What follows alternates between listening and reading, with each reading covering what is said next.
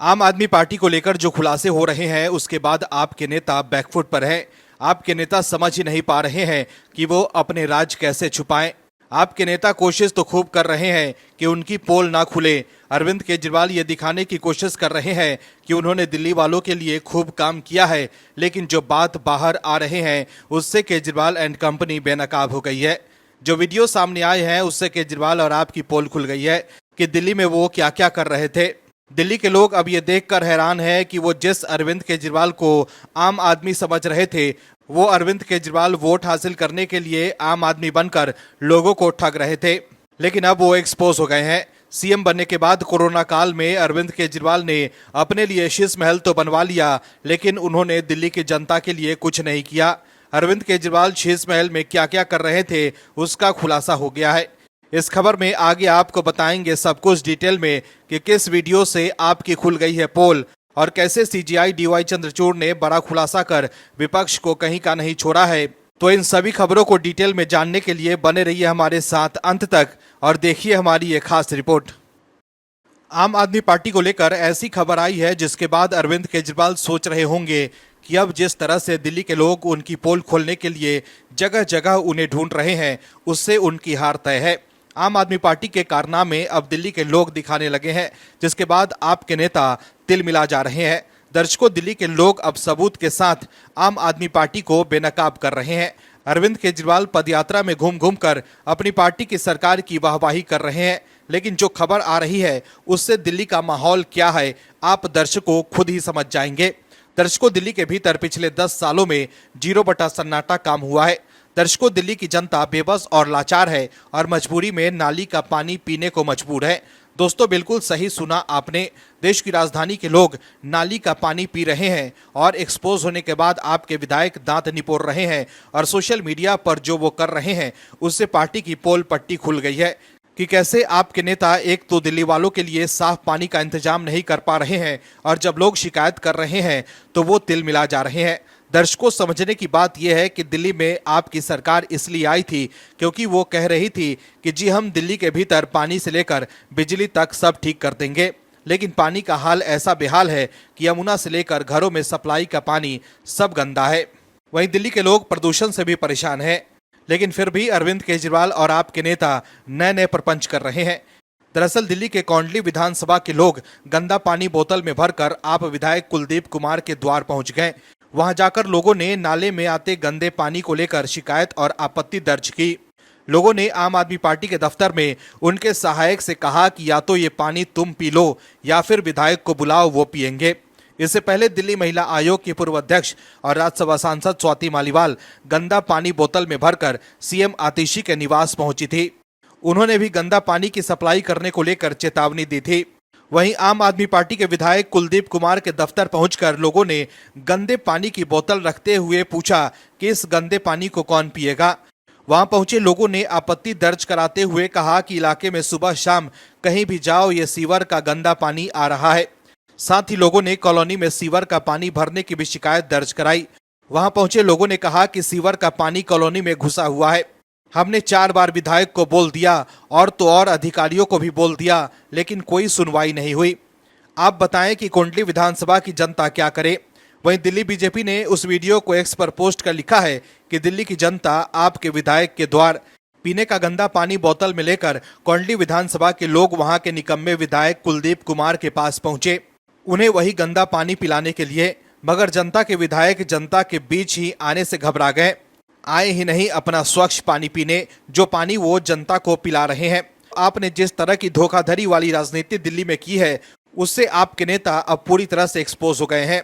अब दिल्ली के लोग आपकी असलियत समझ गए हैं कि कैसे पार्टी के मुखिया अरविंद केजरीवाल खुद तो शीश महल में रहते हैं, लेकिन उनके राज्य में दिल्ली वाले ना तो ठीक से सांस ले पा रहे हैं और ना ही पानी ही पी पा रहे हैं। कांग्रेस और विपक्षी दलों को देश के सीजीआई ने तगड़ा झटका दिया है। विपक्षी दलों के नेता बात बात पर राजनीतिक रोटियां सेकने की कोशिश करते हैं और मोदी सरकार पर आरोप लगाकर लोगों को अपने झांसे में लेना चाहते हैं, लेकिन सीजीआई ने उन नेताओं को करारा जवाब दे दिया है। पीएम मोदी पर सवाल उठाने वाले नेताओं के लिए अब बोलना भी मुश्किल हो गया है। दर्शकों, सीजीआई ने विपक्ष को पूरी तरह से एक्सपोज करके रख दिया है। दर्शकों, समझने की जरूरत यह है कि सीजीआई ने साफ तौर पर पूरे देश को विपक्ष का चरित्र पूरी तरह से देश की जनता के सामने लाकर रख दिया है। दर्शकों, सीजीआई चंद्रचूड़ साहब ने देश की जनता को बता दिया है कि देश की न्यायपालिका पर भरोसा रखने की जरूरत है। जो लोग अपने राजनीतिक फायदे के लिए न्यायपालिका को लेकर जो भ्रम जाल बुन रहे हैं, उसे सीजीआई ने तोड़ दिया है। दर्शकों, अब विपक्ष देश के सामने बेनकाब हो गया है। सीजीआई ने बता दिया है कि उनकी फिलॉसफी क्या है न्याय देने की। उन्होंने विपक्ष को बता दिया है कि देश का विपक्ष सिर्फ एक ही तरह के फैसले से सुकून पाते हैं। दरअसल विपक्षी दलों की आदत है कि जब उनके पक्ष में अदालत का फैसला नहीं होता है, तब वो अदालत के फैसलों पर भी सवाल उठा देते हैं।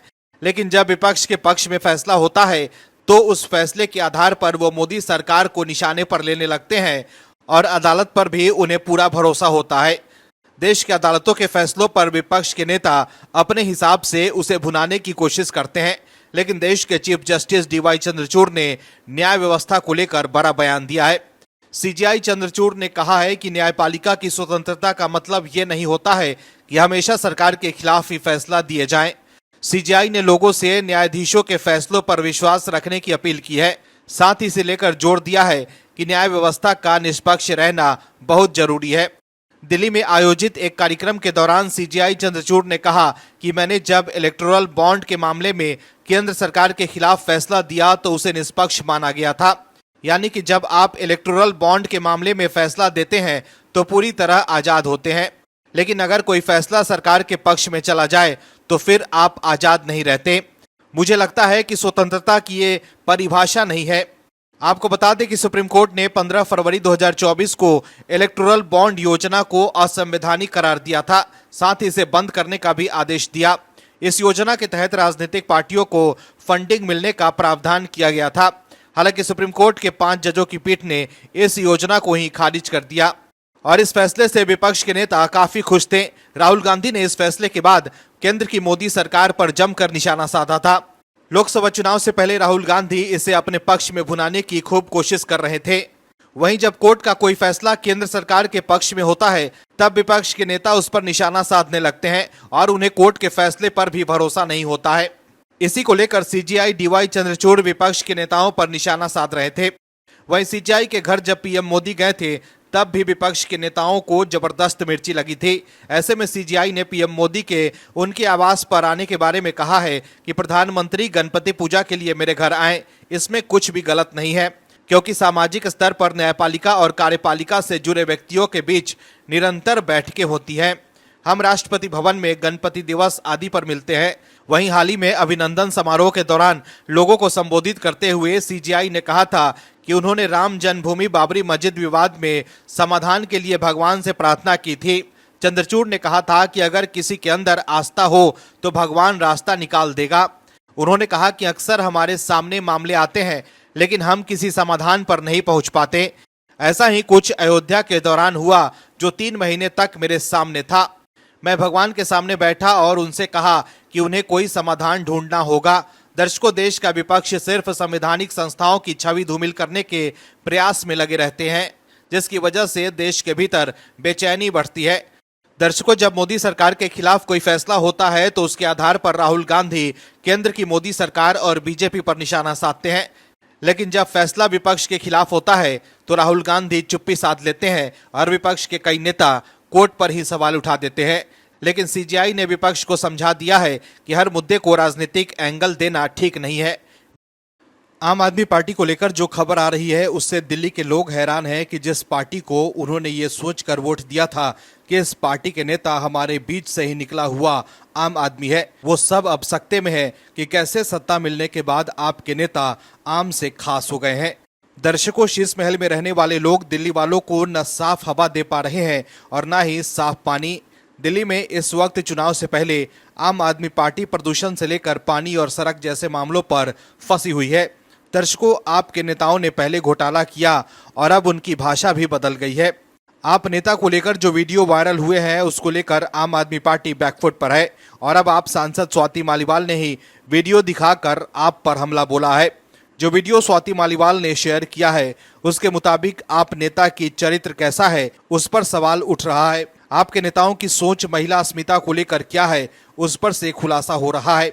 अरविंद केजरीवाल अपने आप को दिल्ली की महिलाओं का भाई और बेटा बताते हैं, लेकिन आपके नेता क्या कह रहे हैं, इसको लेकर पार्टी बैकफुट पर है। अरविंद केजरीवाल के बयानों से उल्टा आपके नेता क्या कर रहे हैं, उसको लेकर आप घिर गई है कि कैसे उन पर कथित तौर पर महिलाओं की बॉडी शेमिंग करने का आरोप लग रहे हैं।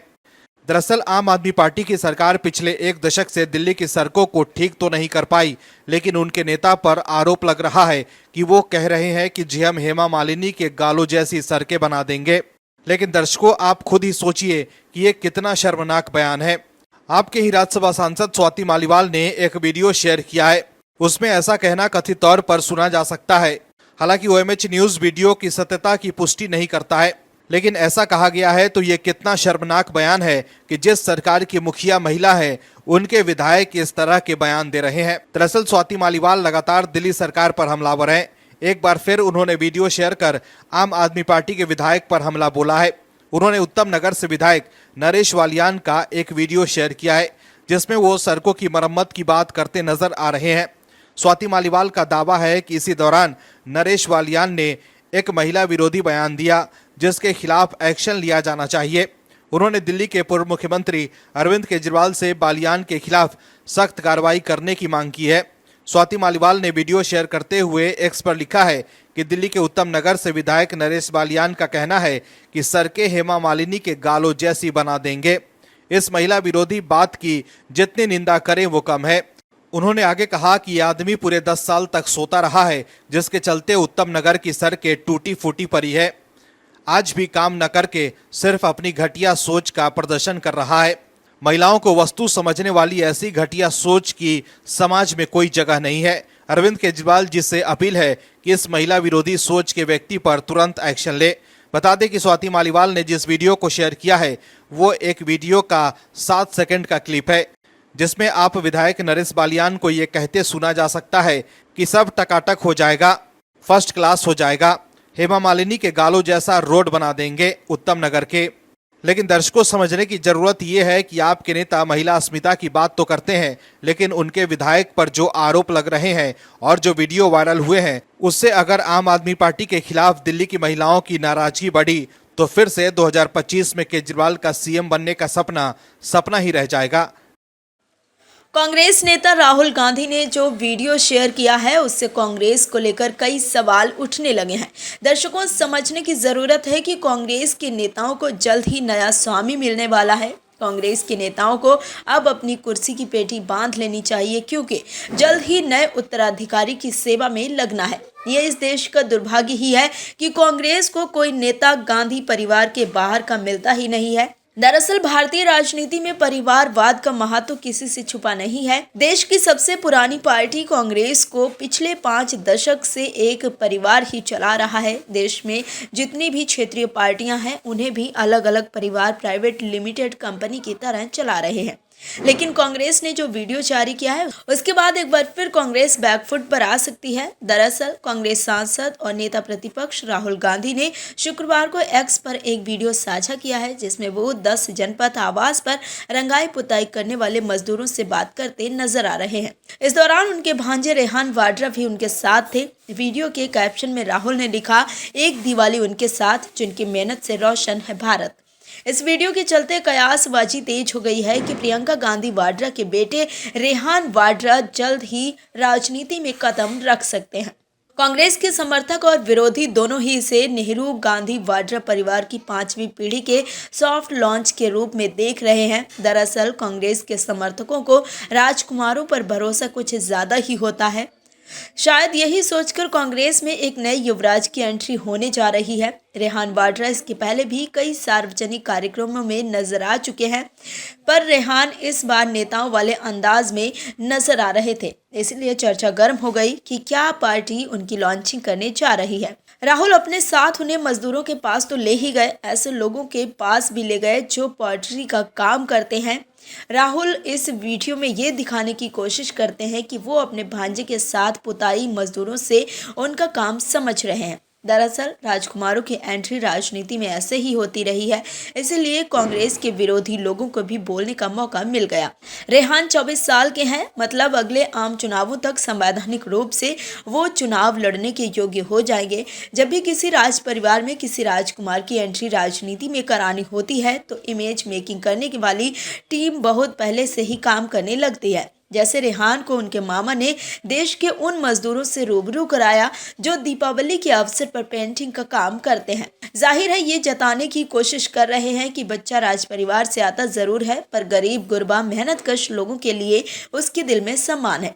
रेहान की मां को भी इमेज मेकिंग करने वालों ने इंदिरा का रूप देने की बहुत कोशिश की। इंदिरा गांधी जैसी हेयर स्टाइल, इंदिरा गांधी जैसी स्पीच आदि, इंदिरा गांधी जैसा आउटफिट आदि के साथ उन्हें भी जनता के सामने बार बार लाया गया। दोस्तों, अब देखना है कि कांग्रेस के नेता कब से अपने नए मालिक की चाकरी में लगेंगे। Bureau report, OMH news.